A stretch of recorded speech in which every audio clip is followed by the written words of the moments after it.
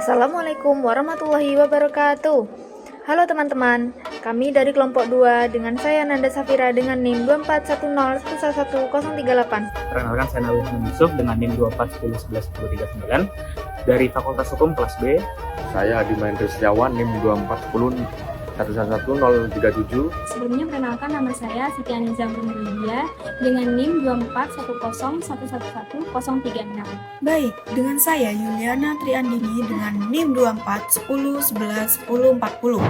Di sini saya akan membahas tentang pasar modal dari perspektif hukum.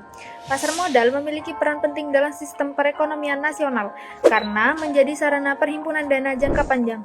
Namun, dalam praktiknya, kegiatan pasar modal tidak bisa dilepaskan dari pengaturan hukum agar tidak merugikan masyarakat, khususnya investor dalam kajian hukum ekonomi. Pasar modal dipahami bukan hanya sebagai aktivitas jual beli saham, tetapi sebagai suatu sistem hukum yang melibatkan aturan lembaga dan penegakan hukum. Oleh karena itu, pembahasan kami akan mencangkup tentang pengertian pasar modal, dasar hukum, instrumen yang diperdagangkan, lembaga pengawas, serta perlindungan hukum bagi investor. Di sini saya akan menjelaskan tentang pasar modal di bagian pengertian yuridis dan dasar hukum. Secara yuridis, pengertian pasar modal dapat ditemukan dalam Undang-Undang Nomor 8 Tahun 1995 tentang pasar modal. Dalam undang-undang tersebut dijelaskan bahwa pasar modal adalah kegiatan yang berkaitan dengan penawaran umum dan perdagangan efek, serta lembaga dan profesi yang berkaitan dengan efek. Undang-undang ini bertujuan untuk menciptakan kegiatan pasar modal yang teratur, wajar, dan efisien, serta memberikan kepastian dan perlindungan hukum bagi para pihak. Selain UU Pasar Modal, pengaturan pasar modal juga diperkuat oleh berbagai peraturan otoritas jasa keuangan dan peraturan Bursa Efek Indonesia sebagai aturan teknis pelaksanaan. Saya akan menjelaskan instrumen, efek, dan prinsip keterbukaan. Dalam pasar modal, objek yang diperdagangkan disebut efek. Efek meliputi saham, obligasi, reksadana, dan serta instrumen derivatif. Saham menunjukkan kepemilikan seseorang dalam suatu perseroan terbatas, sedangkan obligasi merupakan surat utang yang memberikan imbal hasil berupa bunga. Dari sisi hukum, penerbitan efek harus memenuhi prinsip keterbukaan informasi. Emiten wajib menyampaikan informasi yang benar, lengkap, dan tidak menyesatkan kepada publik.